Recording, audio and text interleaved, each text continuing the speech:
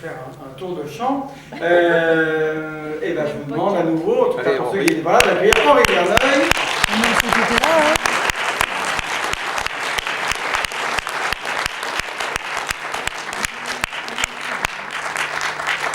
Et dans ces séances ininterrompues, alors on vous laissera de quoi grignoter entre ce film-là et puis celui de tout à l'heure.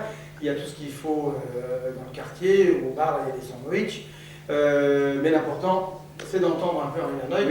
Oui. Alors moi, Des gens sans importance est un de mes films favoris des années 50. Je trouve que c'est un film absolument formidable.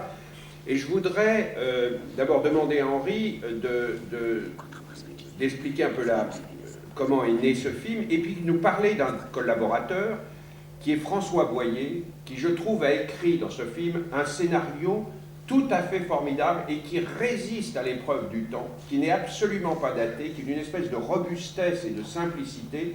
Alors voilà, je voudrais savoir d'où est né ce film. C'est vous qui avez trouvé le roman, vous l'avez proposé, ou comment ça s'est passé? Alors, vous voyez, on va tout vous dire, on va dévoiler tous nos secrets, puisque l'ambiance donne ça. C'est-à-dire qu'on a envie de vous parler, on a envie de vous dire, on vous dit parfois ça, c'est pas vrai.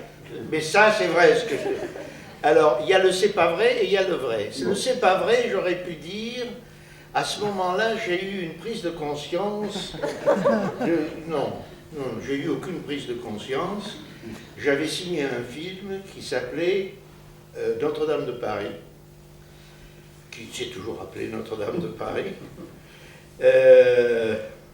avec Françoise Arnould dans le rôle de Esmeralda et Anthony Quinn dans le rôle de Quasimodo.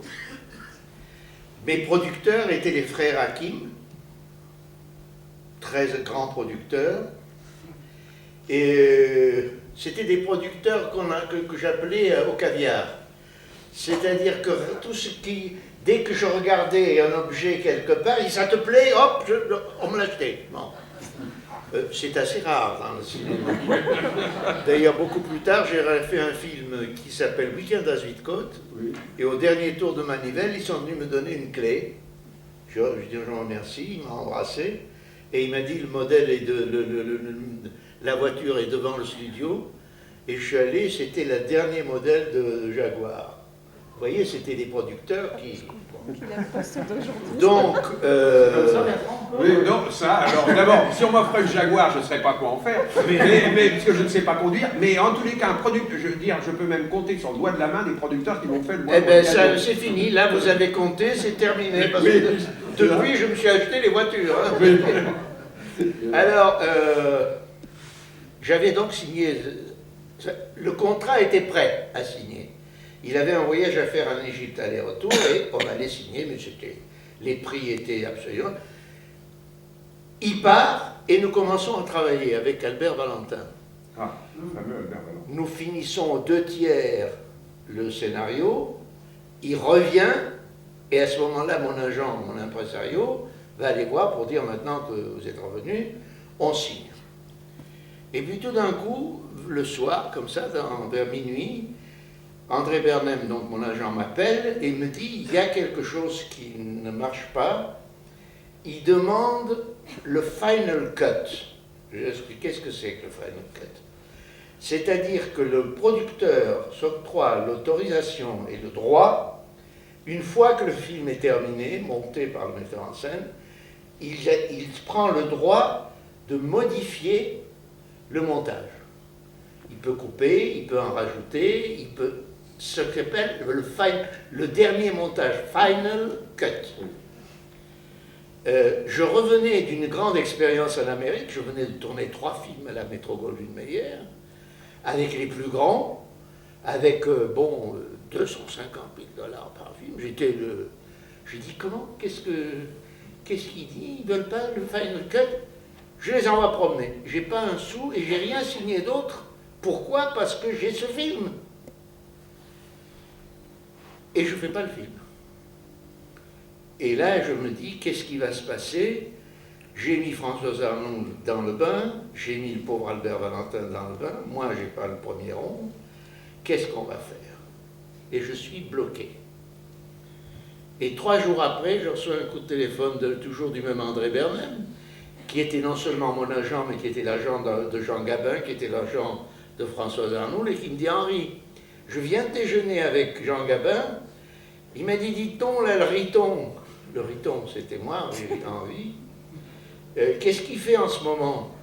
Et Bernheim lui dit « Rien, il vient de casser un contrat. » Ben, il dit « Moi aussi, s'il a quelque chose, dis-lui que ça me ferait plaisir qu'on tourne un film. » Je venais de lire Des gens sans importance, j'ai couru avec les gens sans importance, ça a plu à Gabin, et nous avons commencé le tournage. Vous voyez, je ne vais pas vous raconter que de 2020, ça s'est fait comme les circonstances. Un film que vous ne faites pas, Gabin qui casse un contrat, vous cassez le vôtre, et vous vous trouvez libre, ensemble, et vous faites le film. Et j'ai été très heureux de le faire. Et François Boyer, alors François Boyer est quelqu'un que j'ai toujours regardé, parce que je le trouve un merveilleux scénariste. C'est celui qui a écrit Jeux interdits, le roman de Jeux interdits, qui a travaillé avec Orange et Boss, et avec René Clément, avec lui. Et je l'ai toujours pris, je l'ai emmené en Afghanistan avec la métropole du Meyer. Merveilleux scénariste. Parce qu'on ne parle jamais de lui, et pourtant il a ce film-là, il a Jeux interdits, vous avez travaillé avec lui, je crois, au Singe en hiver. Alors je dis toujours, je le cite, moi je fais ce que je veux, chaque fois que je parle d'un Singe en hiver, je dis quand même, il ne faut pas oublier qu'il y a une scène capitale dans un Singe en hiver, et ça passe. Oui, ça passe. Alors je vous le raconterai demain, parce qu'il y a une scène formidable, mais formidable. Bon. Et le départ de cette scène, c'est un matin, François Boyer qui est arrivé, avec ses cheveux comme ça, et parce qu'on était enfermés, on s'enfermait avec Audiard, Boyer et moi, on était enfermés à Dourdan pour finir cette adaptation, qui est une adaptation très délicate, parce que c'est 2 hommes qui boivent, ou vous ratez votre film et ce sont 2 ivrognes, ou vous ratez pas votre film et ce sont 2 poètes. Parce que quand M. Gabin boit, il descend le Yangtze-Kiang. Quand M. Belmondo boit, il est dans les courses de taureaux, le sang, l'Espagne. C'est formidable. En rien, vous tombez dans l'ivrognerie. Et en rien, vous tombez dans la grande poésie. Et puis à un moment donné, il faut vous expliquer ça, que vous le sentiez. Et l'idée géniale, c'est M. Boyer qui un matin arrive et donne le départ de la scène. La suite au prochain numéro, vous le saurez demain. Ça. Et là, il a travaillé complètement avec vous depuis le départ. C'est votre choix. Ah oui, on s'enfermait. Oui. Ah oui, absolument. Oui. Alors, bon, vous savez, on était au moment où, enfin, on avait fait quand même pas mal de succès.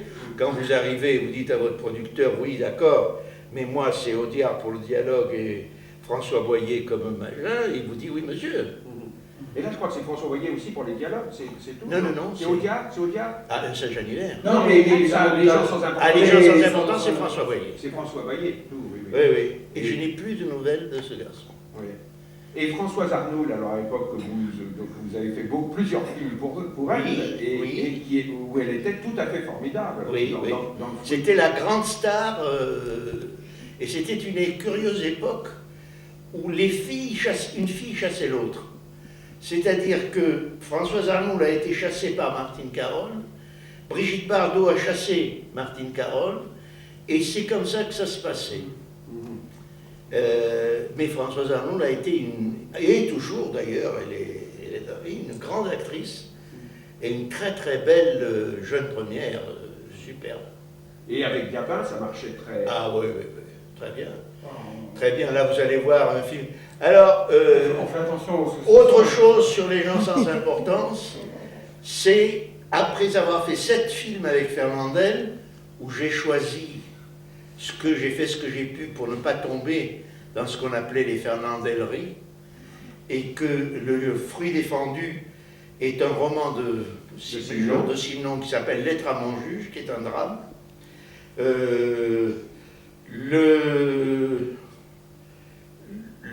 mouton à cinq pattes est une comédie, mais enfin bon, c'est pas...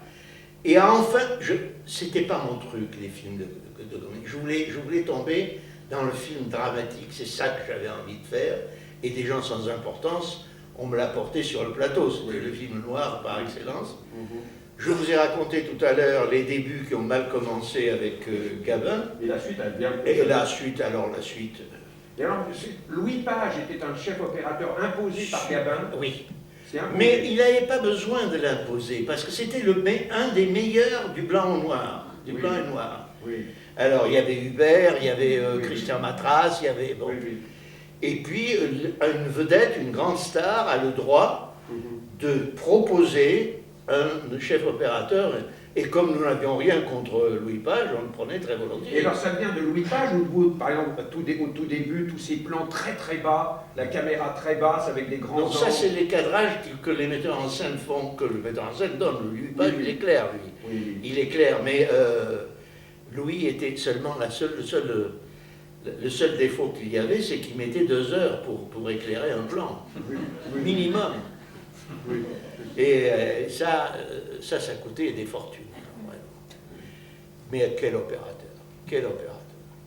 Bon, on va Voilà. on se retrouve après quand même. Vous allez voir un film très noir. Qu'est-ce que je peux vous dire? Bonne soirée. Merci. Voyant le film que je connais, je l'ai même immédiatement acheté en DVD, c'est un film que j'ai déjà vu 5-6 fois. Pour moi, c'est un film qui compte énormément. Je trouve que c'est un film tout à fait fort et vraiment original, puissant et admirablement joué par Gabin. Je pense que la scène finale entre Gabin et Pierre Mondy, ça évoque de manière extraordinaire, sans aucune ostentation, ce que l'écrivain américain Henry David Thoreau appelait la désespoir tranquille. Et c'est ce qu'on ressent dans ce très court échange où Gabin est absolument génial. Mais génial à la fois de ce qu'il laisse entrevoir de la vie qui passe et des moments comme ça, je trouve que dans le film il y en a plein. Il y a un ton de dureté qui est tout à fait fort.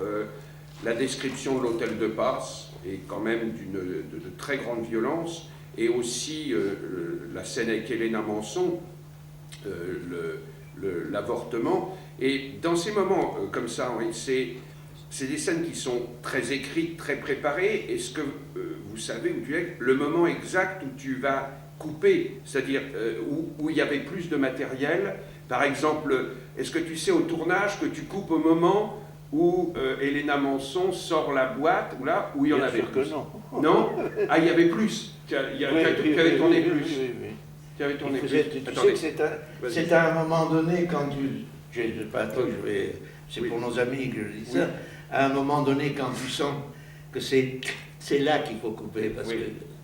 Et ben tu coupes, même si tu as fait plus. Oui, parce que cet arrêt dans cette scène, par exemple, est très formidable. Au moment de... Ça, c'est à la fois tout est montré, tout est dit, et on reste sur une chose en suspens. Et alors, ce qui est un peu perdu quand on voit le film à la télé, c'est tout l'extraordinaire travail à la fin dans le brouillard, où il y a des plans, mais complètement extraordinaires.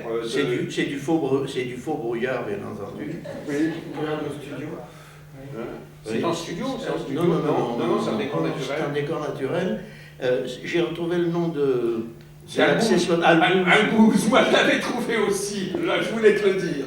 C'est Algouze, oui. Un mot pour un de nos techniciens, extrêmement important pour le public, ça ne dit pas grand-chose, l'accessoiriste. L'accessoiriste, celui qui doit avoir tout prévu, tout montrer au metteur en scène des mois avant le tournage, le briquet qui va servir en 4 exemplaires, si le 2e ne marche pas, le 3e, le 4e. C'est un des hommes les plus importants, Et pendant 25 ans, j'ai tourné avec le même accessoiriste. Il a pris sa retraite maintenant. Oui, il a fait coup de torchon, j'ai fait Ah, deux films avec oh, lui, oui, Premier il est et 12. extraordinaire. D'ailleurs, demain, non, attends, le clan des Siciliens. Non, c'est ce soir. Alors, tout à l'heure, je vais vous raconter une histoire d'accessoires concernant Albouz. Enfin bon, elle nous dit ça tout à l'heure. Mais le film est d'une grande beauté formelle, c'est-à-dire le filmage. Non, vous savez, on est là vraiment très. L'ambiance dans cette salle m'émeut beaucoup parce que c'est ça les gens qui aiment le cinéma, qui peuvent aimer moins ce film qu'un autre que j'ai fait. Je me suis demandé, en descendant les marches, qu'est-ce que j'allais vous dire? Qu'est-ce que vous voulez que je vous dise si vous me dites c'est un film trop noir? C'est vrai, c'est un film très noir. C'est un film du quotidien, car le chemin de Bordeaux à Paris, par un soir de Noël, votre serviteur l'a fait. Le second, l'assistant, le deuxième conducteur qui pisse par la portière, pour ne pas arrêter, pour ne pas perdre du temps, si vous n'êtes pas dans le camion, vous n'avez pas ça. C'est dans aucun lexique cinématographique. Il faut avoir fait le voyage un soir de Noël dans cette grande bahut pour voir comment le deuxième n'arrête même pas le camion, il pisse par la portière. Et évidemment, il reçoit pas mal sur le... Bon, tous ces détails. Le bistrot, par un soir de Noël, tenu par Franqueur. Oui, avec le canard à la place de la table. Voilà. Hein, Il existe. Oui. Il existe. Franqueur, admirable. Admirable. Et lui, alors, Franqueur, c'est quelqu'un, on a toujours l'impression qu'il est, quand il apparaît sur l'écran, qu'il a été bistrotier depuis 30 ans. Hein, il n'y a pas besoin de l'expliquer. Que sa jambe, oui, c'est normal, on le voit avec une jambe coupée, ben oui. On l'a, à la limite, on pourrait même se passer. Encore que c'est très beau l'histoire, qu'il raconte et que les autres s'endorment. Ah oui. Et puis à la fin, l'autre dit, dis donc, c'est pas un soir de Noël que tu as été. Oui, c'est fort. Oui, voilà, je vais vous dire, en plus, dans ma filmographie, que je vous l'ai dit tout à l'heure, c'était le premier film, le genre que je voulais faire. J'avais fait 7 films avec Fernandel, que j'adore et je lui dois beaucoup, et j'attendais le moment où j'allais faire ce film noir. Donc c'est le premier où je fais le film que j'ai envie de faire, alors que les autres, j'ai fait ce que j'ai pu. Voilà. Et simplement, je voulais vous dire, ça fait rien. Que vous ayez aimé moins, plus, c'est pas grave, mais vous avez vu un film très difficile à faire, très difficile. Les ambiances, comme tu dis, de brouillard, cette histoire simple d'un routier et d'une fille qui tient le bistrot, il n'y a rien. C'est avec rien qu'on arrive à faire ce drame. Le roman est de Serge Groussat, l'adaptation avec moi c'est François Boyer, et puis le sublime Gabin. Là, j'ai dit un jour, on parlait, je ne sais plus de combien d'années de la mort de Gabin, je racontais que dans un Saint-Jean-Hiver, j'ai pris 15 kilos avec lui, parce qu'il nous amenait bouffer tous les soirs, et ça commençait par une sole à la crème, puis ça continuait par la langouste, 15 kilos. Et tout d'un coup, après la fin de Saint-Jean-Hiver, j'ai dit redonnez-moi un Gabin, et je suis prêt à reprendre 15 kilos. Alors là, ce soir, j'aurais été devant vous. Il est génial, tu as raison, il est génial. Et il y a quelque chose aussi d'inouï, c'est que c'est un acteur qui rend crédible tous les métiers qu'il a fait. Et il n'y a plus besoin d'expliquer. Je veux dire, au deuxième plan, il est routier et il a sa vie de routier.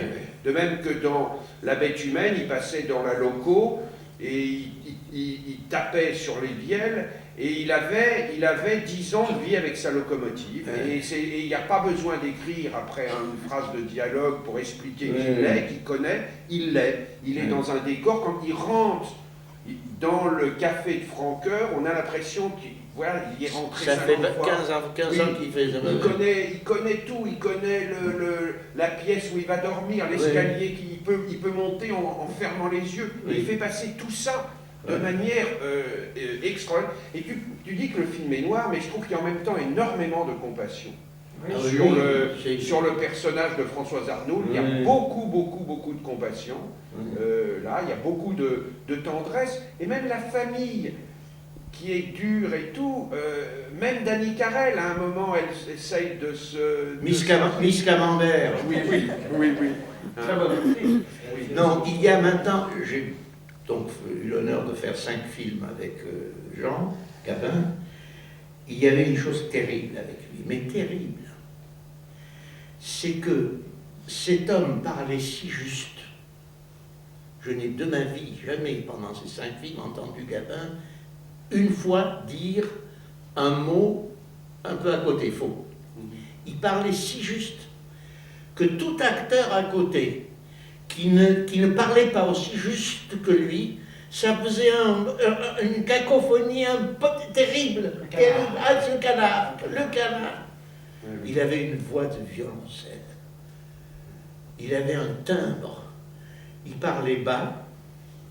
Alors on lui disait là, un petit peu plus haut, Jean, parce que comme il y a des figurants, ça c'est pas mon problème. Et moi je parle comme ça dans la vie. Bon.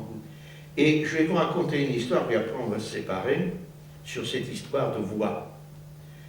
Gabin, dans toute sa vie, a joué une seule fois au théâtre. La pièce s'appelait La Soif, et était de Bernstein. Monsieur Bernstein était un directeur de théâtre, un auteur, donc il écrivait sa pièce, il jouait dans son théâtre, il mettait en scène. Il n'était pas le seul spectateur, mais et il encaissait tout. Henri Bernstein. Il avait un défaut de langue, comme je disais, il parlait comme ça. Et il persuade Jean Gabin, c'est à ce moment-là que je connais Gabin, donc je sais tout ce qui se passe par ces Gabin qui racontent. Il persuade Gabin de jouer une pièce, La Soif. La Soif d'Henri Bernstein, jouée par Jean Gabin, dans le théâtre d'Henri Bernstein, mise en scène par Henri Bernstein. Deuxième répétition, il dit à Gabin, parce que Gabin joue sur scène, comme dans la vie, comme au cinéma. Il vous dira bonjour, comment vas-tu mon vieux? Il ne dira pas bonjour, comment vas-tu mon vieux, pour être entendu par le... Il joue comme dans la vie. Et Bernstein va lui dire non, je préfère te dire que si tu parles comme ça le soir de la première, on me brûle mon théâtre. Au troisième rang, on ne t'entendra pas. Et Gabin, imperturbable, dit t'as raison Henri, c'est pas un truc pour moi, je te rends le contrat. Là, ça devient, c'est plus un autre problème, parce qu'il y a 6 mois de location de fait. Et là, c'est plus le metteur en scène qui parle de M. Bernstein, c'est le directeur de théâtre. Il a 6 mois de location qu'il faut rembourser. Et Gabin est imperturbable. Ou je parle comme ça, ou je te rends ton contrat. Mais non, mon Dieu, je t'ai dit ça, c'est une remarque, c'est tout. Et Bernstein se répand dans Paris en disant « ça va être une catastrophe, on va brûler mon théâtre ». Il appelle son régisseur et il dit « je vais prendre un somnifère, je me couche de whisky et je vous interdis de m'appeler. Je ne veux pas de coup de téléphone pour m'annoncer la catastrophe. » Première, les 3 coups, Et là, c'est Gabin qui me raconte la suite. Il me dit, le rideau s'ouvre, Jean rentre normalement et parle à Madeleine Robinson, pas plus haut que ça, comme dans la vie. Vous savez que dans une salle de théâtre, il y a les toux, il y a les respirations.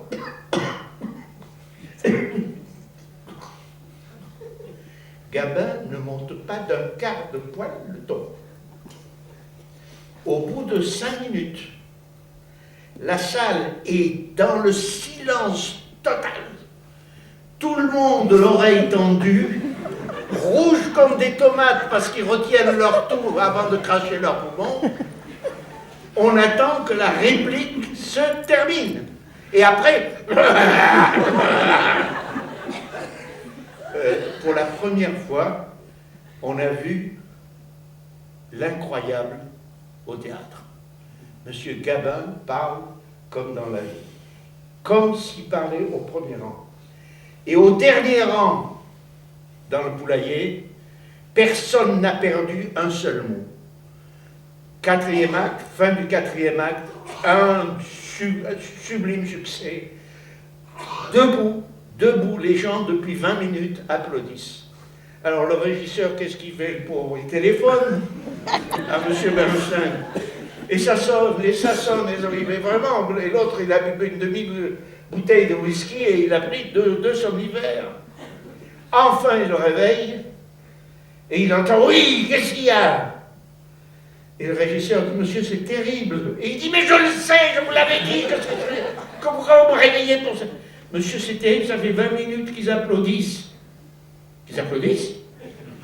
Bernstein passe son smoking et il était là à la fin pour serrer les deux. Alors, c'est ce Gabin jusqu'au bout. Quoi qu'il arrive, gardez ce ton, cette valeur de la vérité. Et je voulais vous raconter ça parce que peu de gens le savent. C'est une histoire qu'il m'a racontée lui-même et celle de Bernstein aussi. C'est formidable. C'était un bonhomme formidable. Voilà. Merci d'avoir été là avec nous. On se retrouve. Hein. On se retrouve. Ah ben on se retrouve. Il y a le clan Qui reste pour le clan des Siciliens? Puis après, tu vas revenir, alors, de toute façon. Ah, c'est que pour le clan des Siciliens, je vais vous raconter quelque chose avec notre ami à cause. Oui, justement. Oui, Voilà, on c'est l'attend. ça. Alors on se donne On comme l'attend. ça 45 minutes de break pour vous laisser aller grignoter, nous aussi d'ailleurs, et on se retrouve. Oui, non, ben, je voudrais pas vous embêter avec ça, mais depuis ce matin, moi, je fais du permanent ici. Oui. Et je vous dis d'avance que demain, soyez pas trop en retard. Demain, la séance est à 15h, on va dû la mettre un peu avant, mais il faut bien qu'on commence à l'heure pour qu'on ait le temps de profiter de la présence de M. Verneuil, qu'on remercie.